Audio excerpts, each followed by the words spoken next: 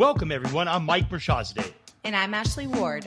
And you're listening to the What Matters podcast, and our mission to spotlight top RIAs, wealth managers, and investment professionals who are redefining wealth management. Join us as we dive into their journey, strategies, and insights. Whether you're an investor or an inspiring pro, this is for you. Get ready for impactful conversations on the What Matters podcast. Hey, everyone. Welcome to another episode of the What Matters podcast. I'm your host, Mike Mershazadeh. And I'm Ashley Ward. And today we're joined by our esteemed guest, Makin. Mal is the president and CEO of Professional Planning Group, an independent RIA firm located in Westerly, Rhode Island. Is that correct? Correct. All right. Mal founded PPG in 1975 through his affiliation with Raymond James. He and his team of professionals at PPG provide a diverse range of comprehensive wealth management services to individuals, families, businesses, foundations, and endowments. Welcome to our show, Mal. Thank you. Very nice to be here. Well, Mal, it's fantastic to have you join us today. Your journey in the financial planning industry spans over several decades. Could you share with our listeners the story behind founding PPG and your early experiences in the wealth management space? Sure. You said I have what, 6 hours or 7 hours? It's a long journey. It's gone like that, but it was a long journey. I actually started, I had studied for the ministry originally, and decided in my graduating year that the Lord and I we were like that. We were really good together. The church and I, not so much. This was back in the early 60s when our country was almost like it seems to be today. People were at each other's throats. We were in Vietnam. There was a lot of dissension. They were tough times. And at any rate, I decided not to go into the ministry. And I was working with a YMCA in Nyack, New York, which is where my college was. And I was the youth director. I had helped integrate that Y when I first took the job, and it was great. It was fun. And what happened was, early one morning, I came into work, and I was told that a gun had been taken from the safe in the Y. Well, that's not a good thing. And I'm not sure why a gun was in the safe to begin with, but it was. At any rate, I was told if I could get the gun back, it would not be reported to the police, and my kids wouldn't be bothered, and we'd be fine. So I went out and spread the word in the neighborhood. There was a handgun missing. Can you help me find it? Can you find out who has it? So on, so on, so on. Well, I left the next day. I was coming back to the Y, and as I was coming down the steps, my little guys were out there, and the kids were like 8, 9, 10 years old, and they were saying, "Mal, Bobby's got the gun. Bobby's got the gun." Well, Bobby was a neighborhood tough guy, and I mean that in the literal sense of the word. He was a tough guy. And I'm thinking, oh, no, this is anything but that. So I followed the kids up the street, and he was living in an apartment house two buildings down from the Y. I walked there, and I walked in, and it was like something out of a 10 o'clock TV show in black and white. I stood there, and one fella came out to the front door, and he stood with his arms folded, glaring at me. And someone else came to the top of the stair rail, and he folded his arms across his chest, and he glared at me. And the door swings open, and here's Bobby. Bobby points the gun right into my chest, and he says, "This what you looking for, Mr. YMCA?" Oh, no. I reached out. I took the gun from his hand. I looked at it, and I said, I can't say the word on the podcast, but I said, yeah, that's it. And I gave it back to him. And then I pointed to the kids that were standing there wondering what was going to happen next. And I said, listen, you've got to help me with this. If I can give me the gun, I'll take it back, put it back where it was, and everything will be fine. It'll be over and done with. If not, the cops are going to come, and it's not going to be your problem or my problem. It's going to be their problem. I said, there are people who don't want them in the Y. Don't do this. And he looked at me like I had three heads. I'll never forget it. He looked at the gun in his hand, and he said, oh, I can't say that word either. And he gave me the gun back. And I turned around, and the kids all ran away, and my hands still shake when I start thinking about it. Took the gun back, put it in the safe. And I had a son that was just a few months old, my firstborn.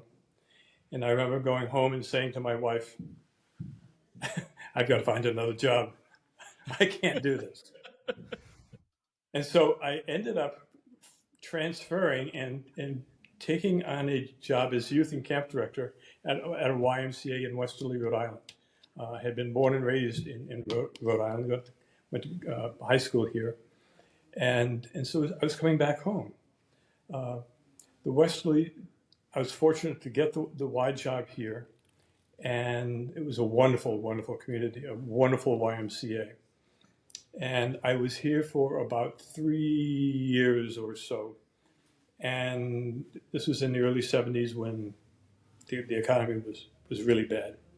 Well, I ran out of money, and my job was ended. And so I had the opportunity to go job hunting again.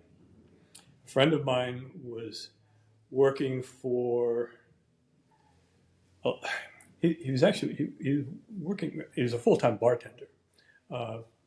Worked in a pretty nice place, which it's just a great place. Anyway, he was a full-time bartender. He was selling life insurance part-time with a local insurance agent in town. And they said that they would give me, I think it was $200 a month if I had learned to sell life insurance. I'd never done anything like that in my life. But $200 is $200. So I took the job, and for 2 years or so, I would sit in front of a mirror with the phone up to here, and I would talk to myself in the mirror. Hi, this is Mal Makin from blah, blah, blah insurance company. I noticed in the newspaper that you just bought a house. That got me to thinking, and on and on and on. And long story short, I enjoyed it. It was fun. I was surprisingly good at it. But as I sat in that line of desks, looking at all these other people sitting in the same line of desks, going out trying to find someone to sell something to, that didn't seem like a very good career path for a young guy. And I remember I went to I decided what I would do would be to become a general agent on my own, create my own office. So I made an appointment to see the general agent with a major life insurance company in Hartford, Connecticut. And I went to see him, and I sat down, and I was just with my best suit on and my best tie and had my hair combed. And he said, before we chat, Mr. Makin, there's a little test I'd like you to take. Well, I love tests. I said, this is great. So I sat down, I took the test, and it was an aptitude test. What do you like? What's your favorite color? Are you a night person or a day person? Whatever. So I took the test, and I knew I'd aced it. And I went back in when I was called, and I'm ready for him to shake my hand and say, congratulations. And he says, well, Mr. Makin, you seem like a really nice fellow, but you're not cut out for the insurance business. You're not a salesperson. This is not a career for you. He said, maybe if you worked for a nonprofit organization or a community organization or something like that. I couldn't believe it. I went home to tell my wife, I failed. They don't want me.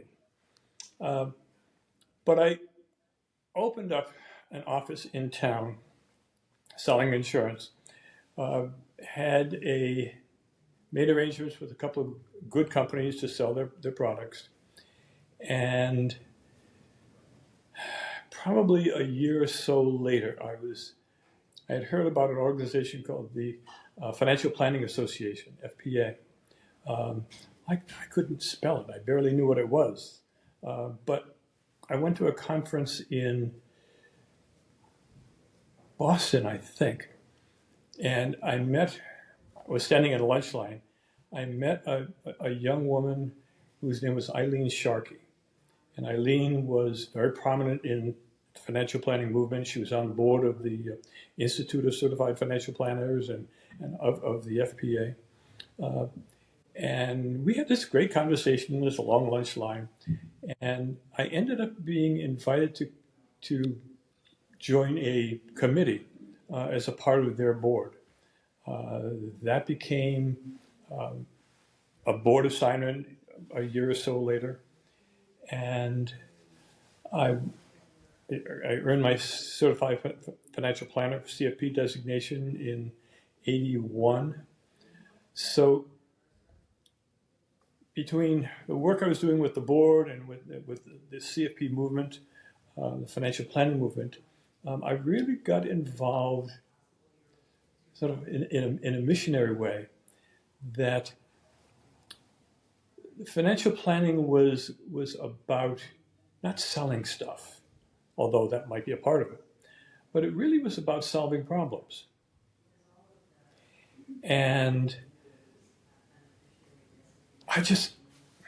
maybe it was my ministerial almost background, but I really liked it. I liked that idea. I liked that concept.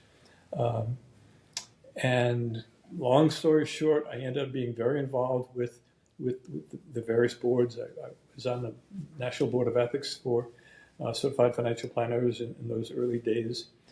And it was a perfect combination of right place, right time.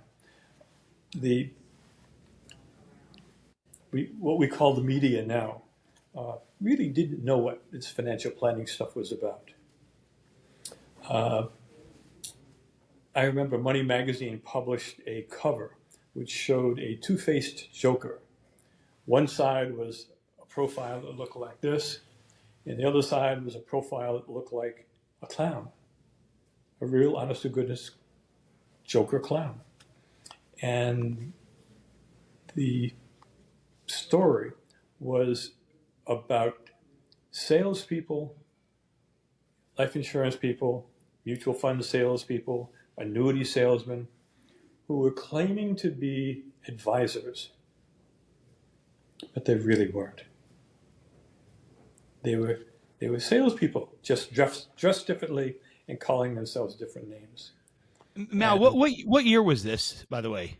This was probably 1982, 1983. Okay, because so in my understanding of what the market was back then, and I mean back then, that's I was born around that time, so was that there was very few individuals like yourself out there that were RIAs. It was, you either had your money invested in a big wirehouse, or it wasn't like it is now. Am I mistaken there? No, you're right there. And the RIA, Registered Investment Advisor, really evolved.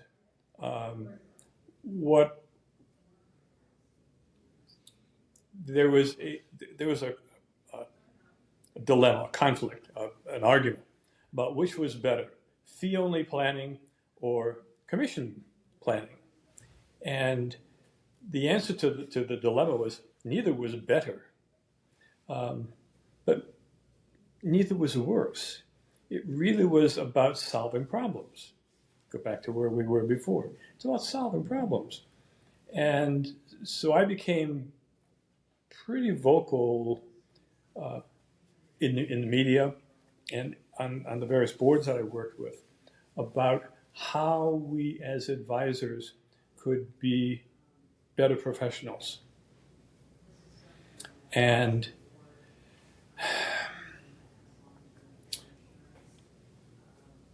report, reporters were really under the gun. Reporters from Money, Sylvia Porter's magazine, Worth, not necessarily Barron's at that point, but they were under the gun trying to figure out who we were, what we were about, and were we really legitimate? Or were we just pretending to be something to make the sale? And I got in because of the position I had on the board, I met any number of writers at the different conferences. And I would always give someone my card and say, if you're writing a story, you know what my background is. If I can help with it, don't be afraid to contact me. I'm not looking for a quote. If I get quoted, that's great. But just run something by me if you need someone to verify it. And they did that. And so I ended up making some pretty close relationships with folks who were trying to do the best job they could. And that kind of carried over. I'll tell you a great story. I think it was in 1983, 1984. Hey, Mal, before we Yes. get into that story, I just had a couple questions. So to go back to what you were saying, I'm really intrigued by that. When you were saying that these mutual fund advisors or these mutual fund, everybody who just put their name on, they know everything about how to invest money. And, they made that Jekyll and Hyde photo of them that you're just discussing. Mm-hmm. Were these guys working for the big wirehouses? For the most part, yes. Gotcha. So you had people from Schwab and Merrill, basically going out there and I wouldn't say misrepresenting, but they were more, and I hate to use this term, they were more the used car salesman as opposed to the individual like yourself. That Well, I don't think it was as all that dark. I think the wirehouses at that point, the Merrills, I can't even think of any of the names now, but they were doing the best that they could with the platforms that they had to work with. Gotcha. The RIA platform that we see today really didn't exist for the most part back then. So you had people who were trained to be salesmen in sales organizations. And those of us who were, and I'll take a step back, and many of the brokerage firms were involved in selling things, selling funds, selling limited partnerships, private placements, kind of spooky stuff that you wouldn't want to look at today. But back then it was really pretty common. Mm-hmm. So what I was, where I ended up going with all of this was to decide that I would be a better professional if I was working on my own. And I was licensed with Raymond James at that point in time. And Raymond James, luckily for me, allowed a hybrid registration. So in other words, I could be licensed as a broker, have my Series 7 and be able to sell annuities or sell stocks, sell bonds, that type of thing. But I was also able to license with them as an RIA. Professional Planning Group is a registered investment advisor, and I'm an agent under that Professional Planning Group. So you could have both a commission-based entity and a fee-only entity working side by side. And that's really where I am today. I've often said if I were to do it over again, I would just simply be fee only. We would just simply charge fees. There would be no commissions. But I have clients that go back 35 years or more, 40 years in some cases, that are still with me, that have old mutual funds and A shares, have a very small expense ratio in those funds, and they're not irreplaceable, but they're irreplaceable.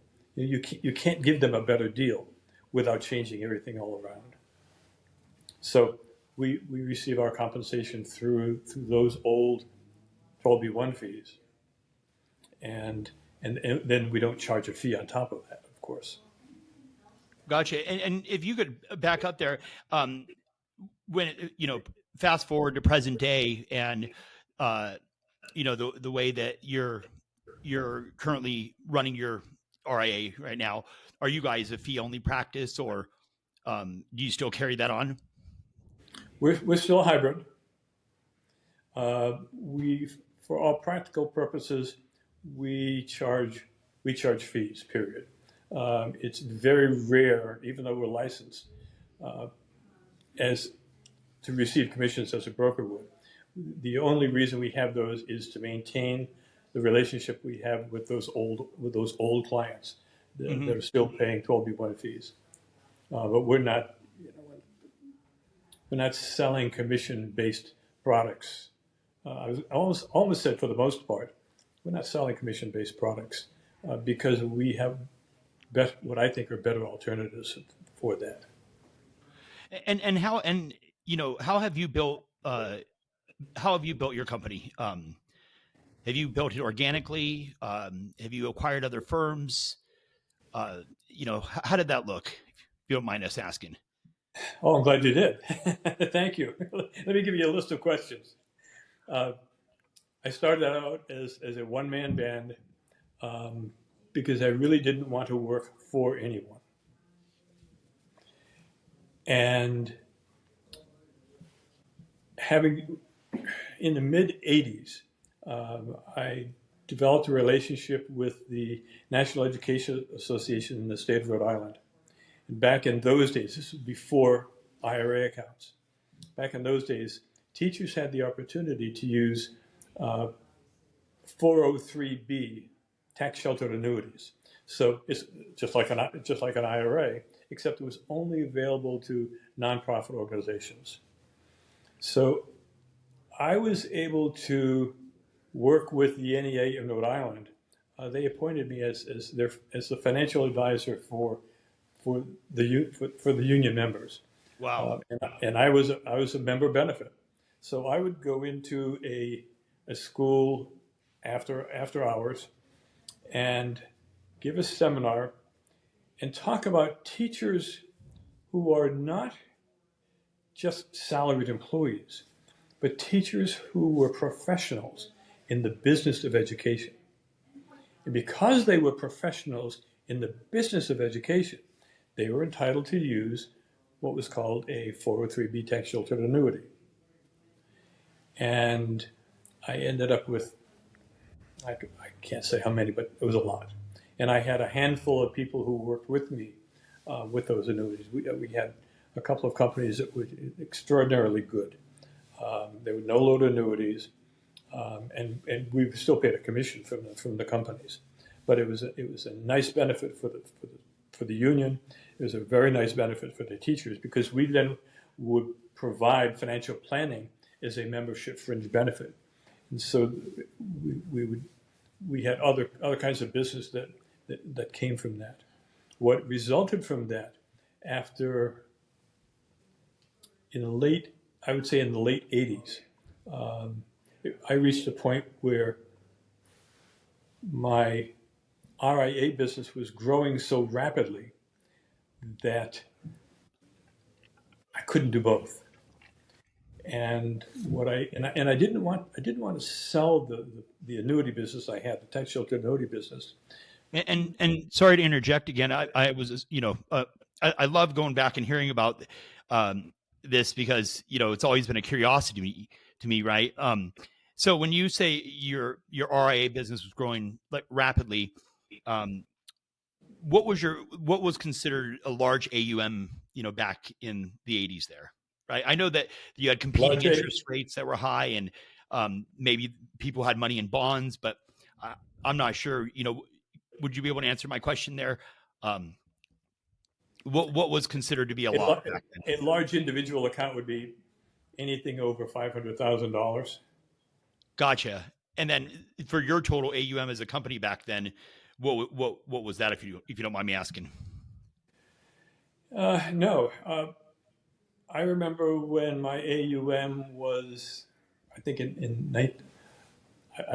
think in the early 90s, 1991, 1992, my AUM as a firm, which was I was the firm, would have been 300 and maybe $3.5 million. I mean, $350 million Oh, of a. gotcha. Who is this guy?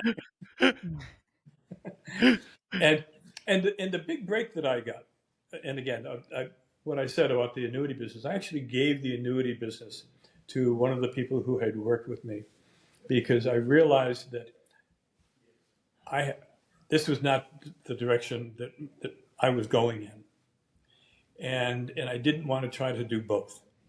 So where I really wanted to go was to have a registered investment advisory firm.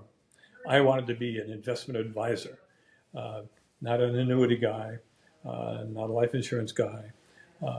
We have, we did then, we still have a number of teachers, professors, people who are in education because I was really good at that. I understood it.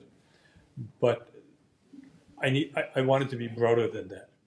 So gave the annuity business away, and any individual who wanted to stay with me could do that. I wouldn't say no. Uh, and Raymond James developed a platform where we could use no load funds, we could use load funds without the sales charge in there, and just simply charge an ongoing fee. Bill it quarterly, bill it annually. The fees were very transparent on the brokerage statements that came out. And in 1991, I think, um, a local company, I'll leave their name out of it, but you'd recognize it if I told you. We had a nearby company who was very well known, had a great product and a great workforce, but now they were going to go. I've got to take a step back. I had someone from that company retiring. They came to my office, and I didn't really know what their company offered, but it was an opportunity for me. So one of the things you had asked me before was, what was some of the opportunities you had? I had an opportunity here because I had a fellow retiring from a major company, and I didn't really know a lot about it. So I called their human resources office and said, "Hi, this is Mal Makin. I'm a financial advisor. I'm in Westerly, Rhode Island. I'm working with so-and-so and so-and-so, and he's retiring.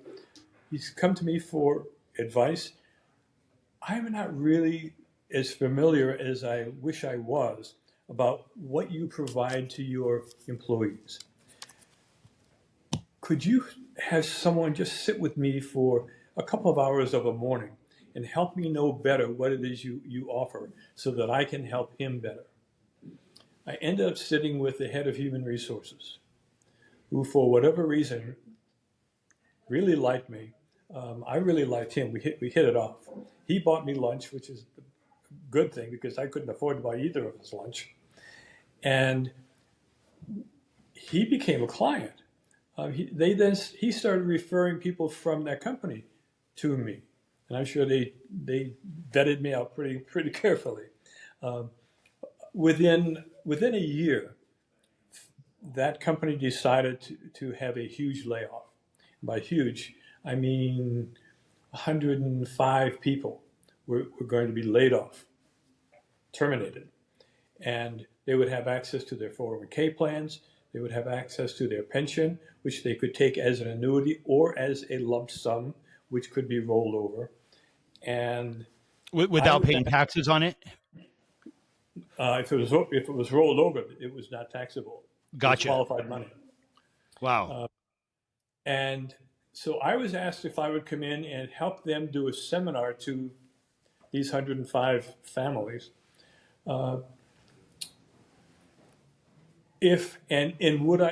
And I had to agree that I would be available to help those people do financial planning afterwards that I would not bill for.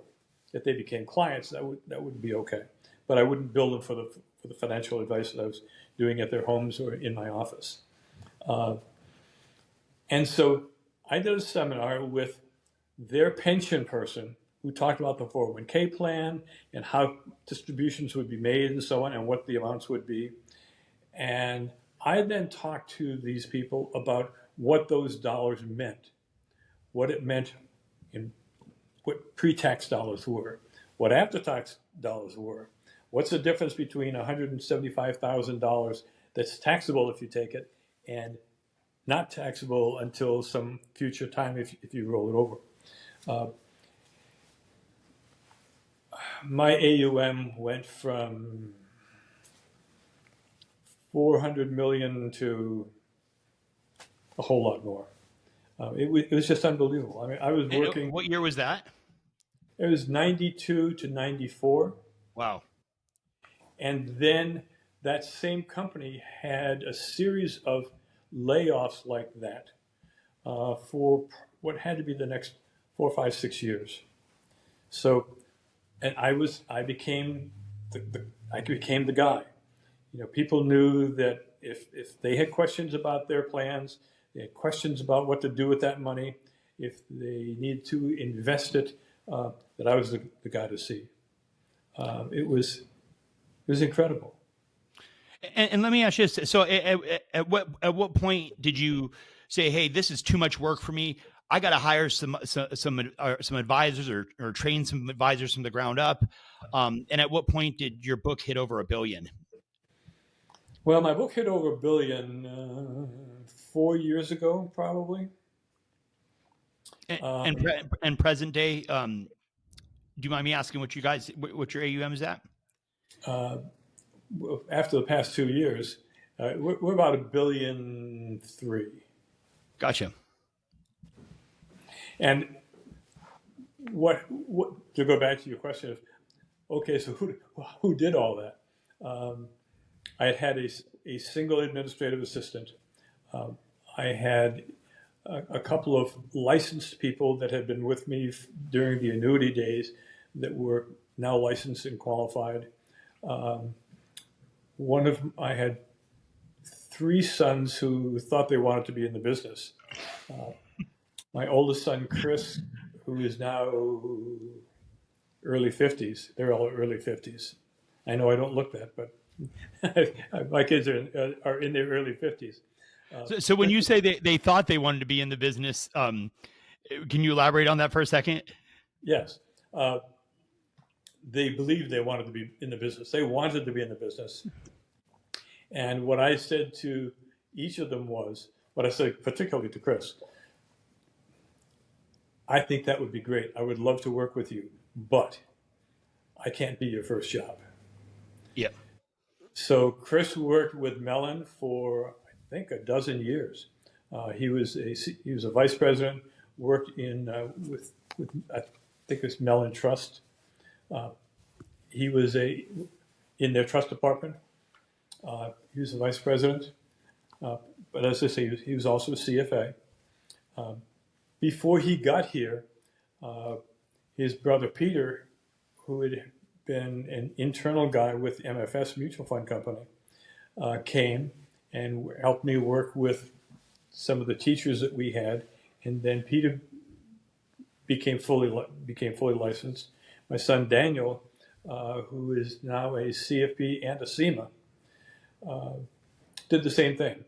Came in and really began working with our teachers.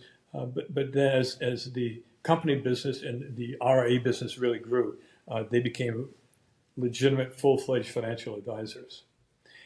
A mistake I made to begin with was I was familiar with an agency. So they would come in, they'd work here. I paid for everything, but they were on commissions, and it either on commissions on things that they sold or on fees that they gathered. But they were responsible for getting their own book of business. It took about a day and a half to realize that was a really dumb way to set it up, because their competition was me. Anyone who came in wanted to work with me. I was the guy whose face was in the Wall Street Journal.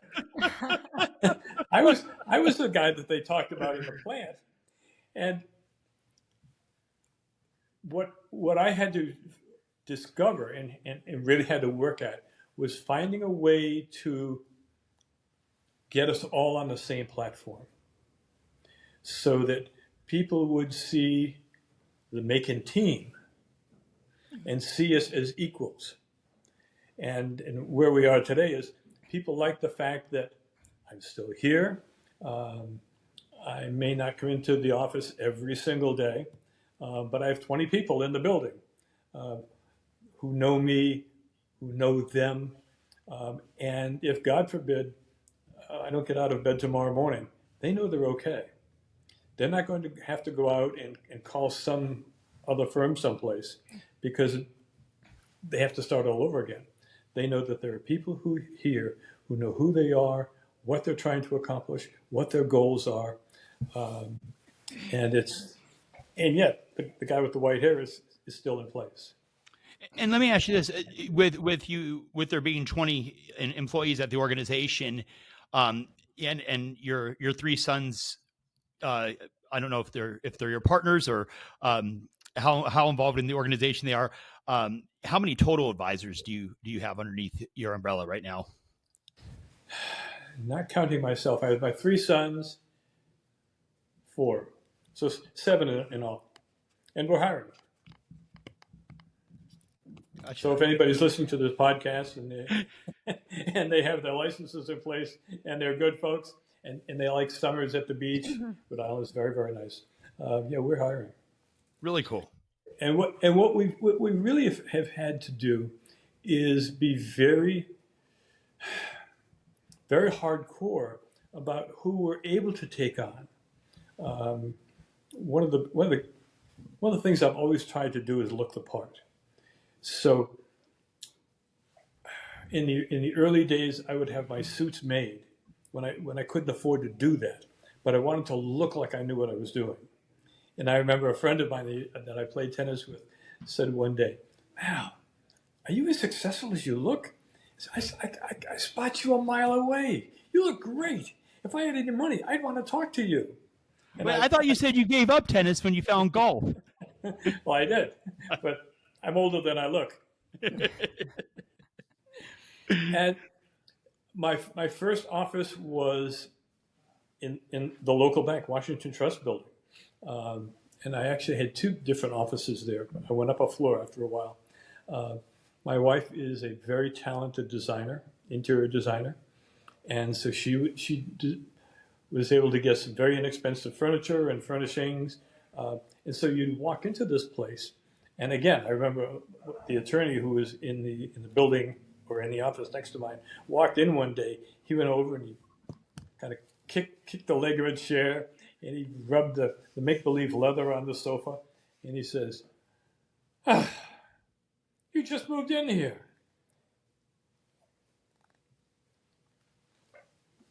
Where's your money coming from?" I said, well, the bank makes loans. We then, I had to have more space. I bought a building facing the park nearby, and we were in there for about 10 years. And then we're in the building that we're in right now. We bought this building 23 years ago, and it's a 3-story, 22-room brick Georgian colonial. This an historic building. It's absolutely, it's breathtakingly beautiful. But it had been turned into a rooming house. And I remember coming in here and looking at the ceilings had all been lowered to preserve the heat. So you had this make-believe foam up on the ceiling. This gorgeous. And then there was negative space in between the ceiling and the roof, huh? Absolutely. Yeah, that's crazy. With rat trails and mice trails running back and forth. Right. Oh yeah, it was great. And I remember standing up where we had this gorgeous staircase that goes up, and you can see some of the wooden back of the furnishings. But I remember standing there thinking, "Oh my God, this is awful." And my wife, bless her heart, is standing about 3 feet in front of me, thinking, "Oh my God, what I could do with this." And she was in here for over a year with all local craftsmen, carpenters, electricians, uh, and we followed the guidelines and restored the building as an historic preservation. Uh, Back in those days, the federal government gave you a 20% tax credit. State of Rhode Island, which is the piggyback tax, gave you a 30% tax credit. So it was very cost effective. And when we opened the building, we had our local senators, a number of important people who came to the ribbon cutting. We were on the front page of the Westerly Sun, and we were seen as being a real bonus for the community. Well, wait, can I ask? Did your sons get to share the spotlight with you at the ribbon cutting, or? No, they came right after that. Okay. But there's been a lot of spotlights for them to get in on, so it's been okay. And let me ask you this. So with having your and I know my father owned gas stations, so I had I had no ambition, and his idea was your first job needs to be with me, right? Because if you want school clothes and you want to eat dinner at the dinner table, right? That's what happens when you have a father that's from overseas. But so I had no ambition to get involved in that business. But had my father been in the business that you're in, I've always been drawn to it. What is, do you have a plan for the firm in the future? I know that it's been open for so many years now. What do you see 10, 15, 20 years down the road? Well, my dreams of retiring young have come and gone. I'm in a situation now where I have a COO who is extremely talented. She's been in place for close to 5 years, and is very capable of maintaining law and order and doing things the way they need to be done. So she and I stay in very close touch. I'm in the office, I would say 2/3 of the time anyway, but always in touch. So my hope is that I stay healthy and really don't have to retire, and that I can come in and stay current with new laws, new regulations, and be a benefit to the people that are clients of ours. People are here because they think that we can help them. I want to continue that theme. This is, I don't want to say this is like a ministry, but in many respects it is like a ministry. We solve problems. I say that over and over again, but our job is to solve problems. So it's I think as time goes, here's one of the issues. As time passes and regulations become more and more and more onerous, I'd like to say ridiculous, but I won't say that. But onerous and difficult to understand, and extremely complicated. It is, some days really aren't much fun. I mean, it used to be that your total focus was on your client and on products that were available that they could use, that would be helpful to them reach their goals. It was as complicated and simple as that. Now, oh my gosh, it's like cooking a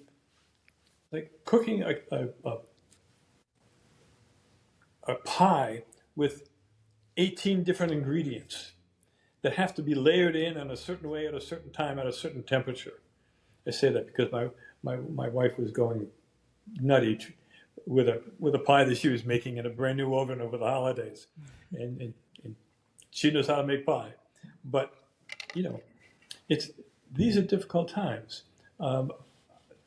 there's a lot being written today about the young advisor coming in.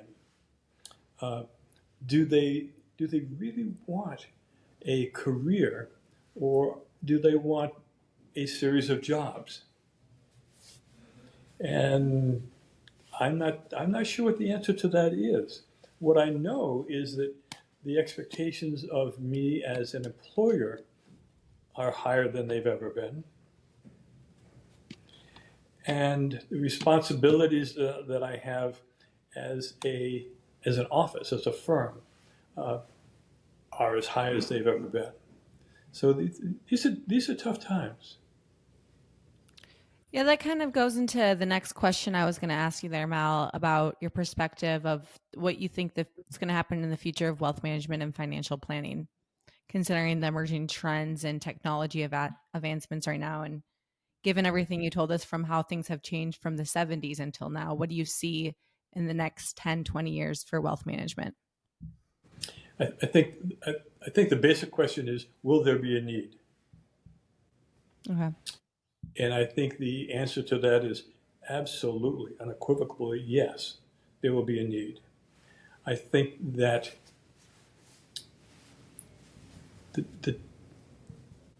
I'm not sure what the age lines are, what the demographics are, but there are way too many financial advisors running firms like I have who look just like me, or worse. We're old. We've been around for a long time, and we're either in place because we have no place else to go, or we really like it, or in some cases can't afford to go out. But Mal, you have to take in consideration, it's just like going to a doctor, right? If you go to a doctor and they're in their, or a surgeon, I would say in their 30s, you prefer to have a surgeon that's in their 50s or 60s that has experience, and I think it goes the same with someone that's in your position. I know for myself. I know how to make money very easily, but my investing, is horrible, right? So,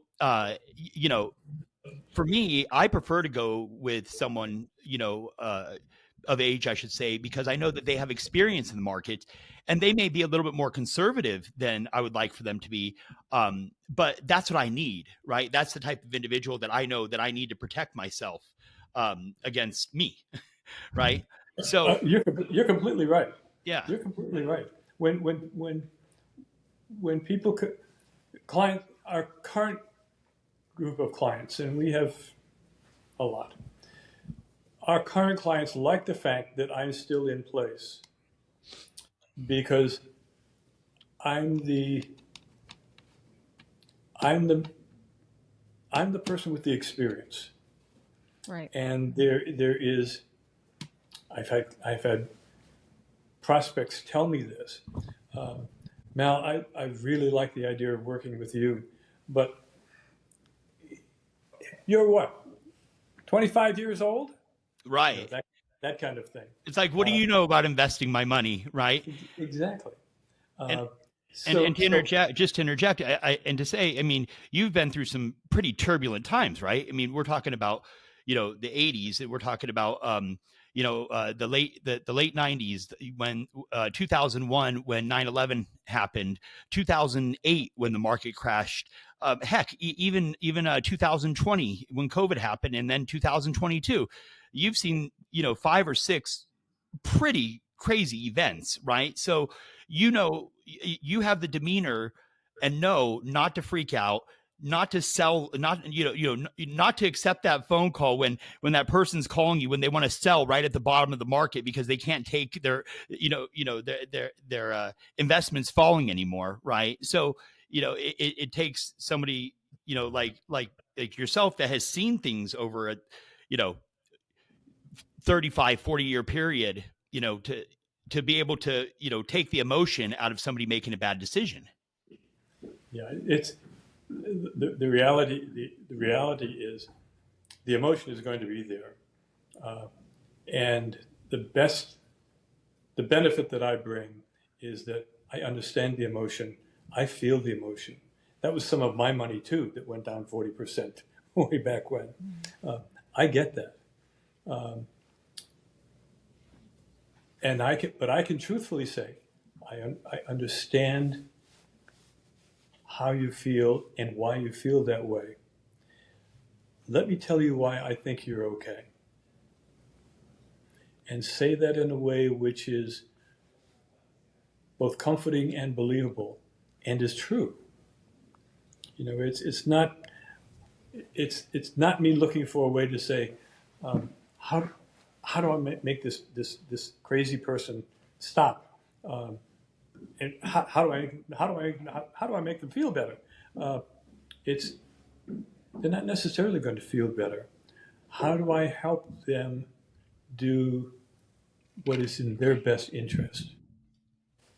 And yes, I have the experience to do that.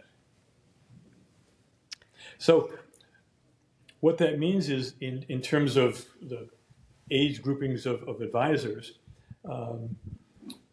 we're still bringing in younger folks because they can learn and they can grow and benefit from the advisors who are 10, 15 years older than they are.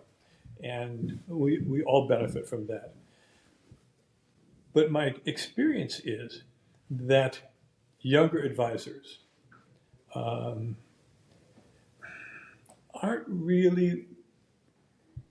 necessarily looking for a career in something.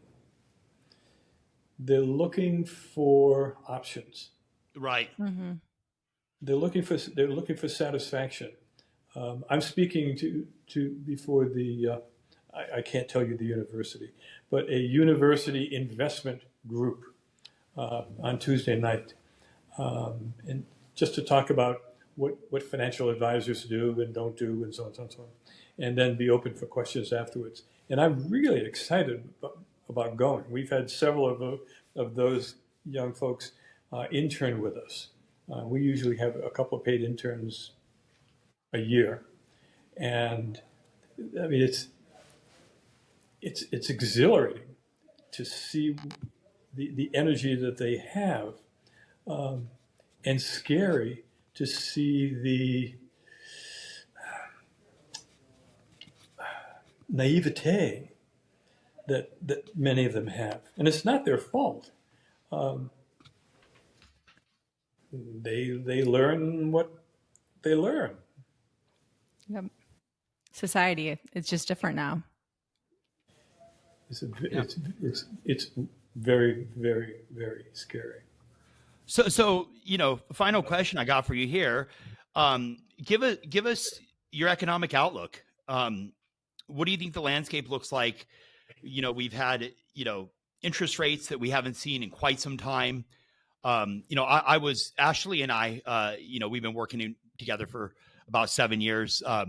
And in our previous life, prior to me being in private equity in the RIA space, right?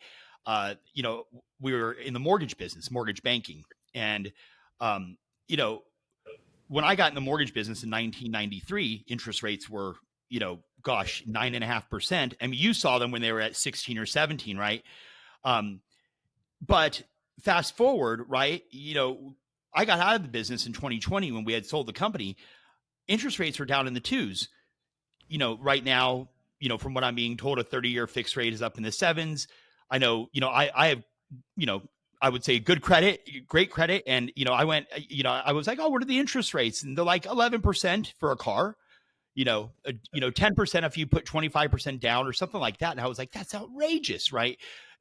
What's your economic outlook? What do you think is going to be happening with equities? What do you think is going to be happening with interest rates, short-term, long-term? What's your outlook there? My crystal ball is just over there. I won't leave the camera to go get it.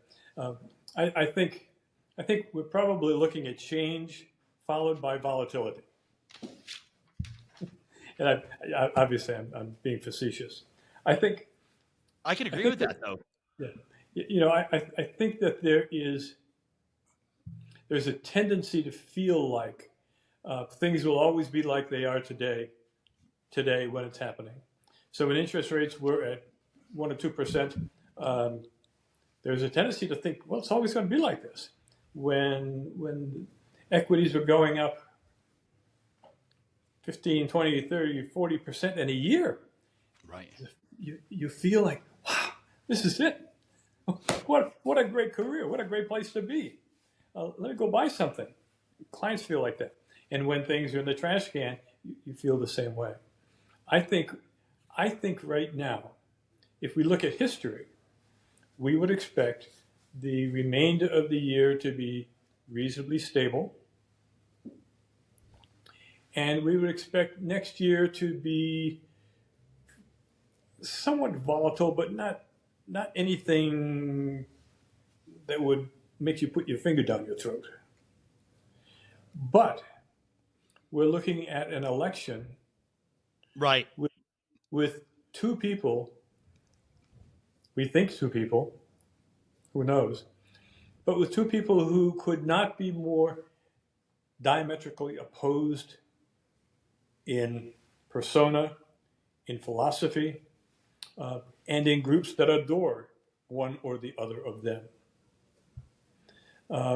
It's not like, I was listening today on the TV as I was driving into work, listening to the TV driving into work. TV wasn't on, but the sound was. And the study that they were referring to was saying that most people today are looking more at who they can't vote for as opposed to who they could vote for or would vote for. Interesting. That's kind of scary. So it's hard to imagine another 4 years in front of us, like the 4 years the 3 years we've just gone through. Right. Mm-hmm. Regardless of who you like or don't like, we've gone through a time where this country has not lifted itself internationally, is not highly regarded in the investment community, and the consumer, the people who go grocery shopping on Friday nights can tell you all about how eggs used to be here and now they're here. Now, whether it's because chickens have gotten sick and died or what, but prices are higher. We don't know. We've got the whole green movement going on, and whether that's a good thing or a bad thing, it's a thing that is going to create problems. What kind of companies do we look at to invest in going forward that will either benefit from what might happen or will not be hurt by what might happen? And what are the things that might happen? If we've seen the current administration completely, the current economy, I should say, completely change, do a 360, or is it a 180? Complete turnaround from where we were 4 years ago. Now, whether you like one person or another person, that's irrelevant. It's what has been going with the economy, and we've gone from a time where we thought the economy was in pretty good shape, where interest rates were in really good shape, and where taxes were, I hate to use better, but were better. I'm one of thousands of small business people who have built a profitable business. It has increased in value, and at my age, I can't afford to buy the insurance to pay for what the taxes might be on that. Right. I want to give it to my sons and to my COO and get that. I can't easily do that either. And if I'm one of, again, I'm one of thousands, that's a real problem that has to be solved. So, I'm excited about the future because I think that Americans have typically risen to the occasion. I think that there is something in our DNA, if you will, that makes us say, okay, enough of this stuff. let's roll up our sleeves. Let's get down to brass tacks. Let's make good things happen. And it's hard to foresee that with all this craziness that's going on around the world, where you're either here or there, but there's nobody in the middle. Mm-hmm. I think that we will figure out a way to get it right. So, assuming that that's going to happen, I think this coming year will be a time when not an awful lot happens in the markets. I think that securities AI is the big thing right now. That could go, up there, or it could go way down there, depending upon how it gets reported out and how it's used. These are challenging times. So that's a long intellectual way of saying, I don't know, but my glass is still half full. Well, that's a positive note to end on there. I like that. Unfortunately, our time is drawing to a close, but a perfect way to end our episode today. Glass is half full. Thank you so much, Mal, for joining us and sharing your remarkable experiences. Minister turned YMCA insurance into wealth management. It's quite the story you have there. So thank you so much. We really appreciate you joining us today. Well, I appreciate you being on with you guys. Thank you. Thank you. And to our listeners, thanks for tuning in to another episode of the What Matters podcast. Stay curious, stay informed, and join us next time as we continue to explore the exciting world of wealth management and financial innovation. Thanks so much.